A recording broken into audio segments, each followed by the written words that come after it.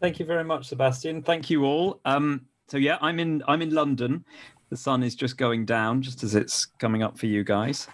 Um, and thank you so much for having me. I have to say, I was looking forward to a trip to California to come and see all of you, but another time. I will, as Sebastian said, I've just changed the title a little bit of this because originally it was going to be the myth of the autonomous vehicle, and I thought sort of, well, myth busting, yes, okay. But actually, the more important and interesting project, I think, is about understanding the ways in which we might think about autonomous vehicles as non-autonomous, and how, in particular, the developers of those technologies engage with what I'm calling here the attachments that their technology has with the rest of the world. So I run a project called Driverless Futures. Driverless Futures is a 3-year social science project looking at the governance of AVs, autonomous vehicles. And it's based at University College London, where I work in the Department of Science and Technology Studies. It's a collaboration with folks at the University of the West of England as well in robotics and in transport studies. It's funded by the Economic and Social Research Council, working also with the Alan Turing Institute, which is the UK's National Institute for Artificial Intelligence. And the bit of the project that I'll be talking about, as part of that project, we're doing a whole bunch of interviews with developers and stakeholders. We are doing some public dialogue work, and we're doing some scientometrics work. I'll be referring to some of the early results from some of the interviews and the talk that I'll be doing today. And where I would like to end up is a place where, in thinking about how the developers of the technology see the various connections that their technology has to the world and how they engage with or don't engage with those connections, we might have a better view on how the technology might be governed. So I'll start in the familiar place, right, which is that there is a narrative of autonomy around autonomous vehicles in the way that technology is talked about, and that this narrative tends to emphasize artificial intelligence. It tends to emphasize software. So this at the top is from NVIDIA, a presentation that they gave at CES. Down at the bottom is from a British AV company called Oxbotica, and their claim there is that they're developing what they call universal autonomy, a software-based vision in which they are powering AVs to be able to navigate any environment. Hang on, I'm just moving some screens around here. So as I said, we've been doing a bit of scientometrics work, looking at where the narrative of autonomy turns up in the emerging discourse, publication, and intellectual property on AVs. And you can see, first of all, that the terminology of autonomous vehicles has become dominant in the last couple of years. If you look at patenting, that seems to be relevant to AVs, and one of the things that we might want to talk about is what you can and can't see in these patents. You can see explosive growth recently in patenting of AV related technologies, but that the companies that we might most associate with a sort of narrative of autonomy are still, yes, they're moving up that list, but they're still lower down than the conventional old school OEMs who still dominate the patenting of the technology.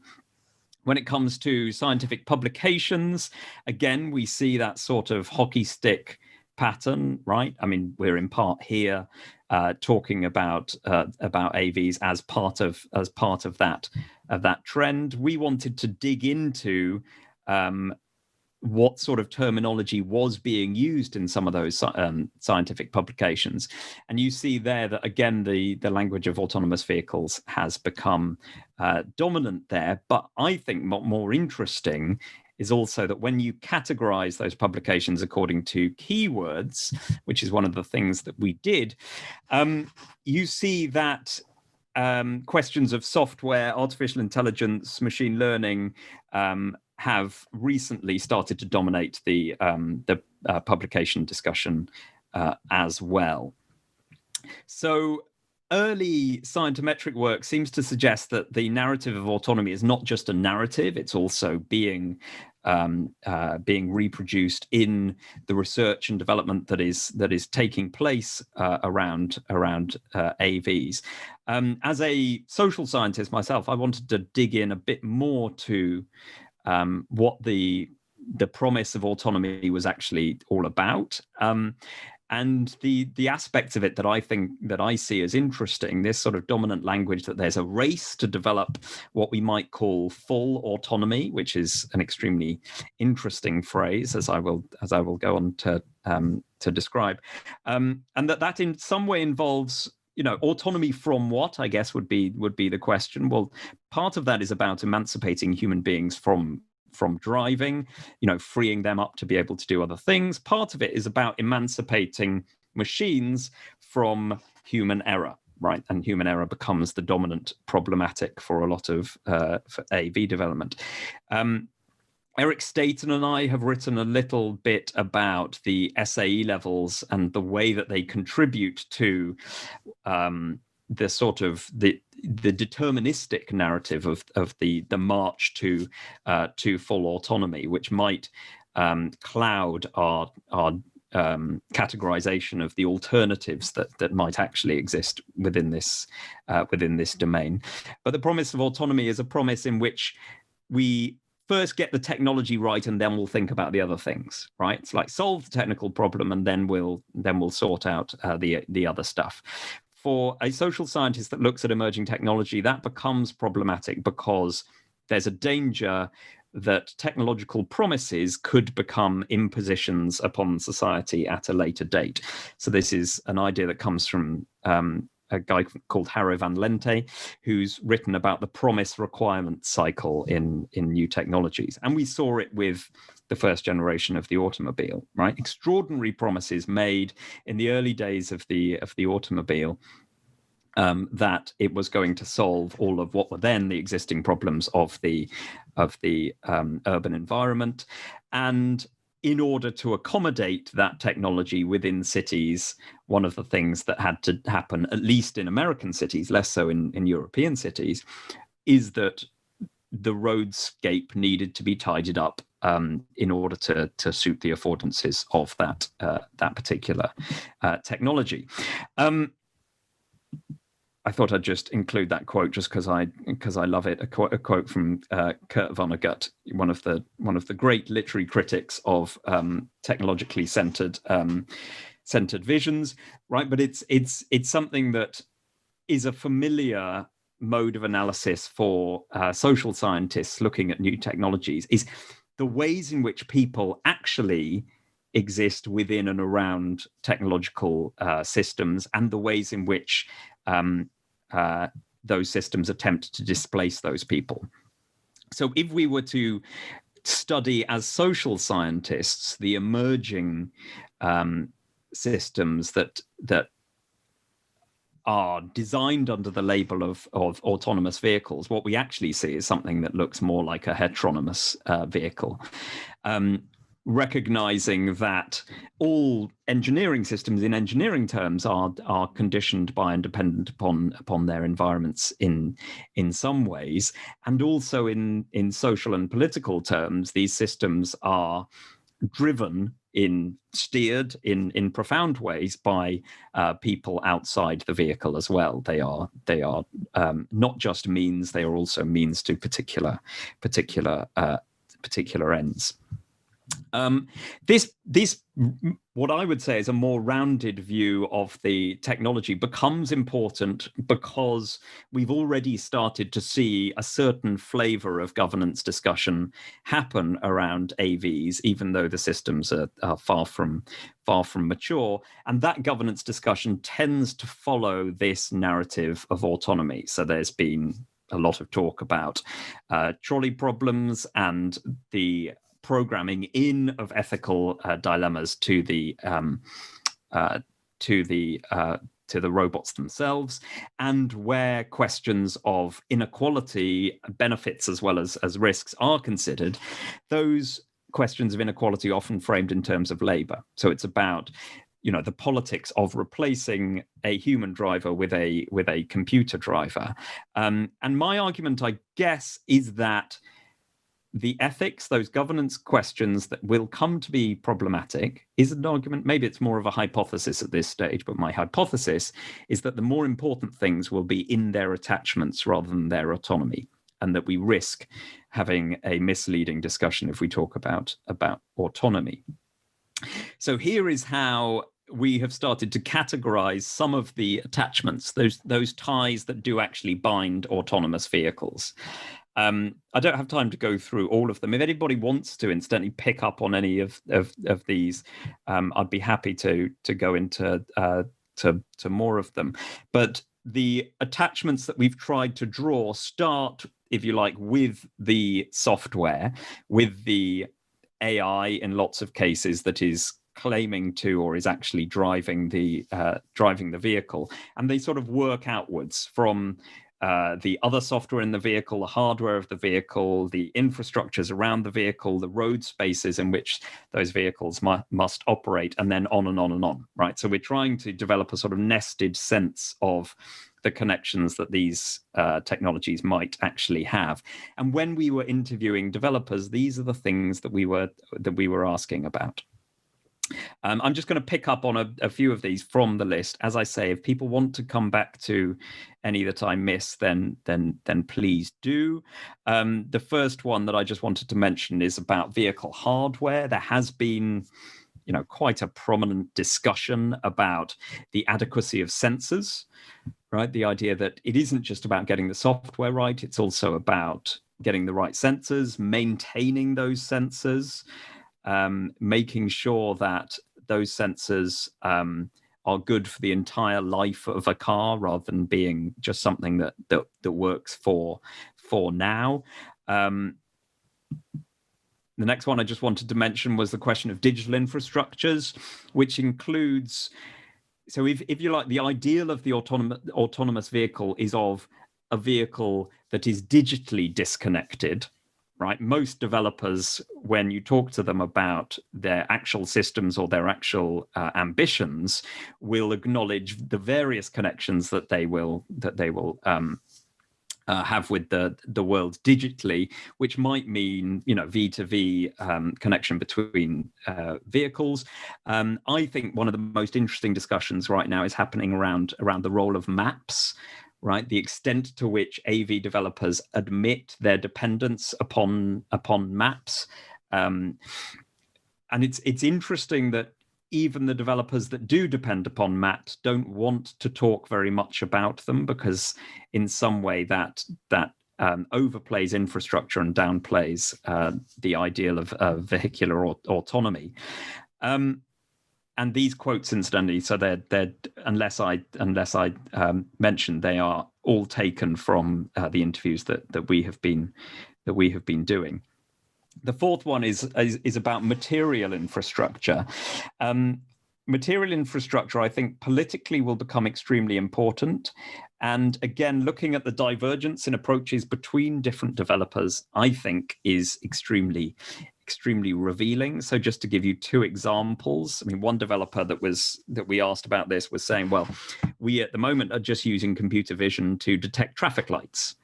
And we talked about how peculiar that was, using computer vision to see the color of a piece of infrastructure that is designed specifically around the human eye, right? And how easy it would be to come up with a technological workaround to that. And in some cases, AV developers are doing exactly that. So the examples in the photos here are actually, so these are two of my photos from a trip that I took on an autonomous shuttle that's run by a company called May Mobility. Some of you may know this company or even have been on this. This is a shuttle that was being trialed in Providence, Rhode Island last year. And what they have done is retrofit traffic lights in Providence so that they communicate their signal phase and timing to the vehicle itself, which is an obvious workaround and a cheap piece of infrastructure upgrade, right? And maybe relatively uncontroversial, but we'll talk a bit later about when that might prove to be more consequential. And here there is, it's important not to just share the story of autonomy, nor the history of autonomy that has already become dominant, right? That the history of the self-driving vehicle is a much longer one than the story that often starts with the DARPA Grand Challenges in the version that we tell ourselves. So this is the magnificent Futurama exhibition from the World's Fair that was created by General Motors. And what's interesting, I think, about this vision of a self-driving future is that it is an entire utopian world that is being designed here. And the designer of that exhibit himself, writing in his Magic Motorways book the year afterwards, talked about how, the vision of mobility that he was selling was one in which the road and the car would be collaborative. They would come together to design new mobility, possibilities. And that vision has been left by the wayside. And I think it's interesting to think about why it's been left by the wayside and what the alternatives might be.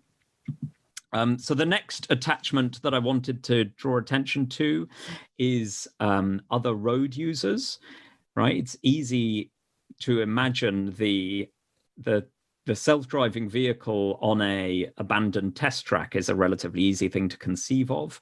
It is, as Kurt Vonnegut said, all those other pesky people that get in the way that are the problem.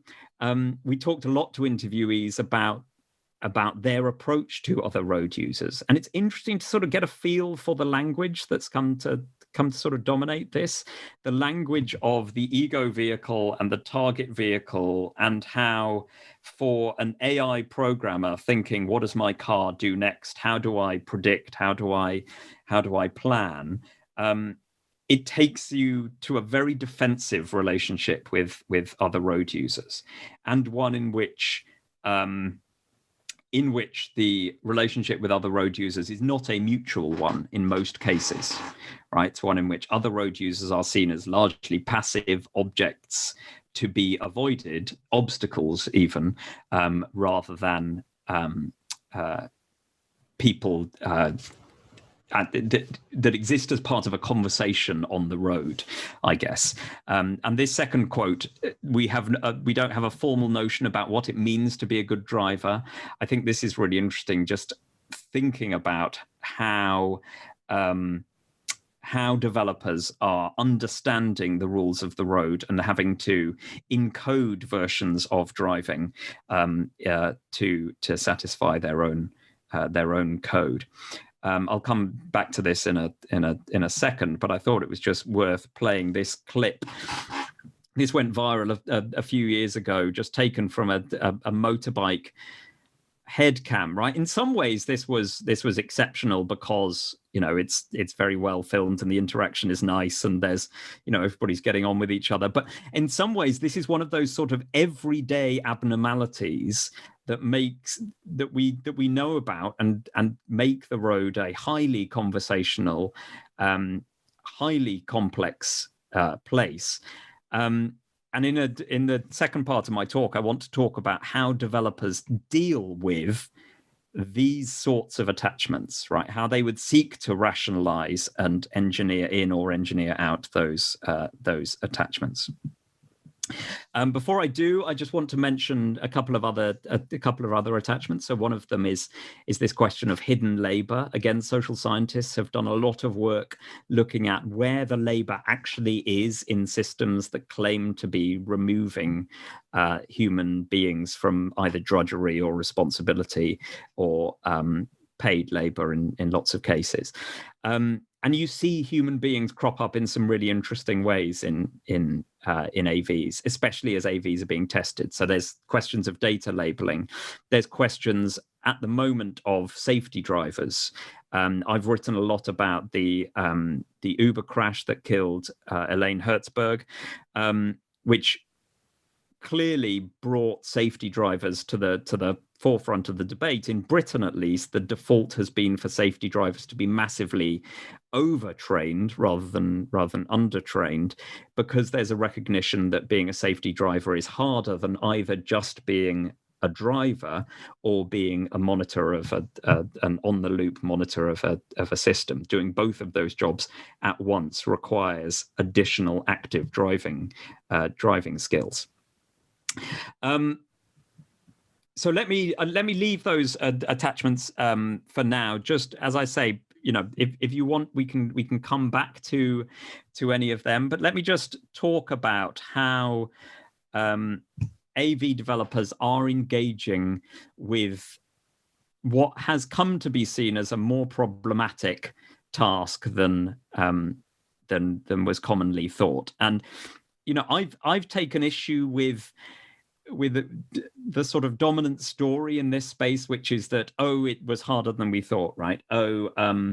We thought making AVs would be easy, and therefore we forgive Elon Musk his missed deadlines, and we maybe shouldn't be surprised that AVs only exist in some places, in some use cases. My argument as a social scientist would be that there was a lot of intentional ignorance of some of these complexities and difficulties, which accounts for the sort of, look how shocked we are that this is more difficult than we thought. But maybe I'm being ungenerous there. The developers themselves talk quite honestly, some of them, in terms of, we sort of knew that it was going to be this hard all along, but there was a cycle of hype. There was certain expectations of the media. There were some high-profile entrepreneurs who were contributing to this and making that sense of disappointment inevitable.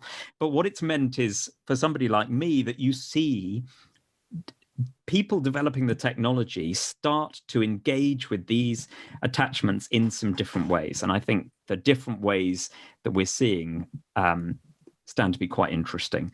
The first way I would call heroic independence. The second way is based around operational design domains and understanding edge cases. And then the final way is what I would call heterogeneous engineering. I'll explain that when I get to that.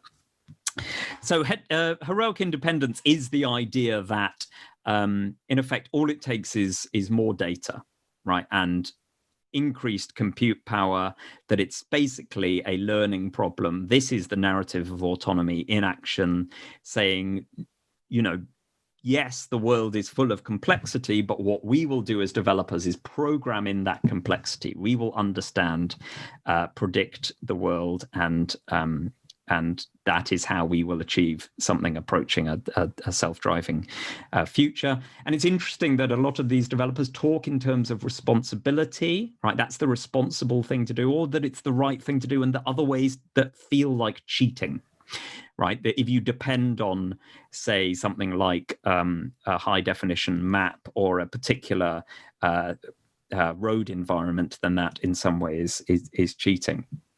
In most cases, that actually isn't the view, though, I find, when you actually talk to and take part in these conversations. You see that there is a real engagement with the question of technological limits, right, with the outer boundaries of the capability of the technology. So this is often talked about in terms of the operational design domain for the technology.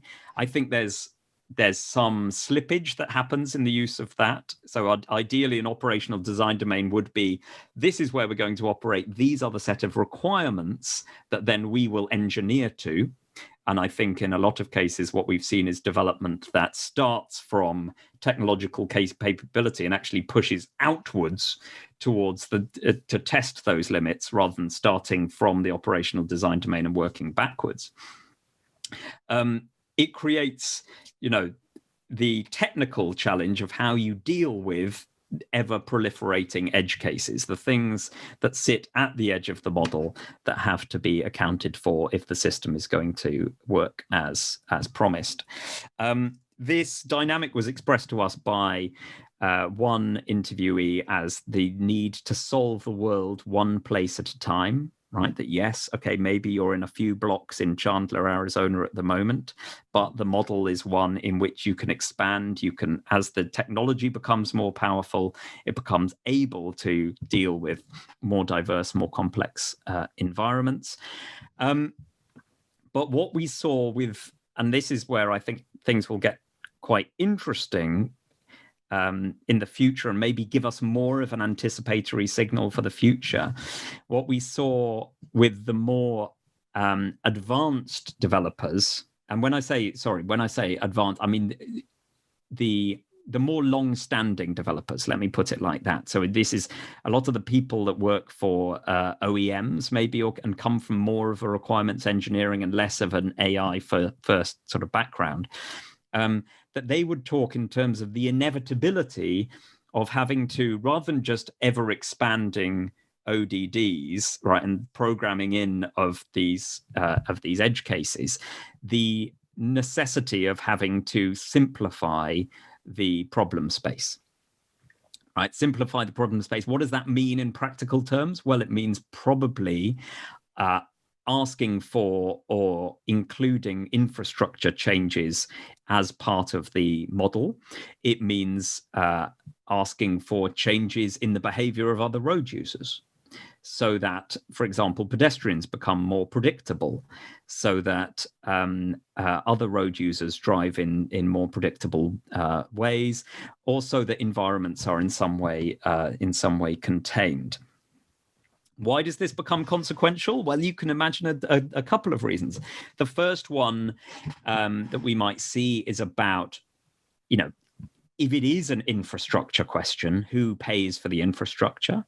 If it is more problematic than just taking a vehicle, plucking out the human and dropping in a computer and expecting that system to work with the world as it is, right? If it is more complicated than that, then that requires the world to contribute in some way, either through changes in their behavior, and there's a politics to that, right? Look at, where I am in London at the moment, the current debate that's happening about road space and road behavior in terms of between cyclists, taxi drivers, pedestrians, right? This is highly consequential stuff.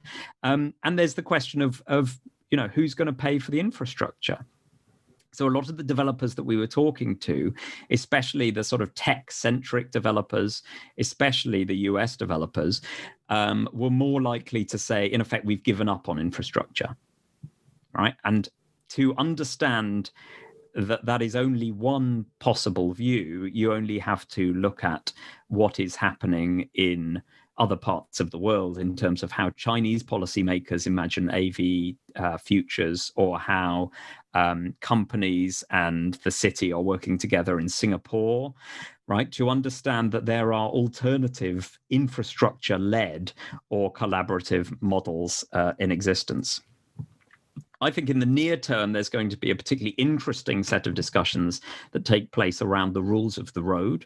So in Britain, this has been prompted by a consultation put out by the Law Commission, which started with the question of the conditions under which we should allow AVs to break the rules of the road. So things like crossing solid lines, being able to drive on a sidewalk, those things that are, officially not allowed, but which all drivers, good drivers, are actually expected to do in exceptional circumstances. That clash between norms and rules is a commonly negotiated thing for the human driver. For the AV, it becomes potentially problematic. So there's this interesting talk of creating a digital highway code. If we do upgrade the rules of the road to suit AVs, well, who might win and who might lose from those new rules? there is this, this particular view. I'm not saying it's a widespread view, but a particular view that comes from a very tech-centric view of the possibilities of AVs, that says that because of the abilities of the AV to be able to see the world and navigate the world more safely, it should therefore contribute to that rule-making process, and that in effect AV rules will be more rational than human rules as they stand. But these things are consequential. I'm not claiming to take a position in this debate other than to say that other debates about road use and road sharing become hugely problematic.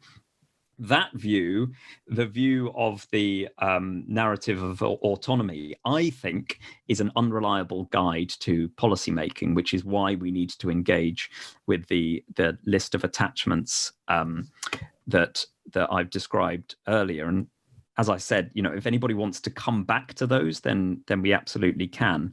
But I'll end with one final slide of thoughts, and then I really want to see what any of you make of this, and see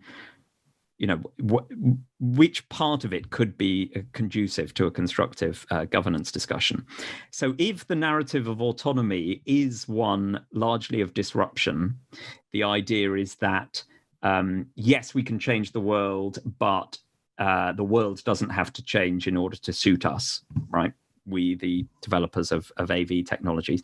If we think that isn't either true or a good basis for policy, then what might a collaborative alternative look like? Well, I think the first thing that we need to do is get much better at understanding the expectations that are currently on offer and seek to challenge them critically. Right. And my suggestion would be that we challenge hype by engaging with the actual attachments of the technology, rather than engaging with the autonomous promise as it is. The second point would be that rather than taking this sort of technology first view and assuming that the governance implications flow in a linear way downstream from that technology, right? I think the technological development is not inevitable, and we should actually flip that on its head and start with people, their mobility needs, and see which technologies suit that. Otherwise, we will be bumped into making some poor decisions. I think for governance, at a national, regional, local, city level, there's an urgent need for technology assessment here. And this is a bugbear of mine as a technology policy person. Governments in lots of places at lots of levels have rather let their technology assessment capacity slide in the last few decades. And I think this gives us artificial intelligence more broadly gives us the rationale for improving that capacity. I think AVs give us a more specific concern. And then the final point is a point about experimentation. So one of the interesting things about AVs is that they are being tested in many cases in public, and they are being tested in some ways on the public. So we are seeing a lot of that piloting and prototyping that otherwise would be kept behind laboratory doors. I think there's a really interesting question about who legitimately can and should learn from the experiments that are currently underway. And in practical terms, this turns into a question of data sharing. What do we think the legitimate demands should be for AV developers to share data? It strikes me that there's a few levels that we could think about. One of them might be safety critical data and crash data. Another one might be data on edge cases, but you can imagine all sorts of data on mobility that, because these technologies are being tested in public, that public authorities might stake some claim on. if it's all right, I've gone on. I think I'm a bit under, but I will finish there, and I look forward to the discussion.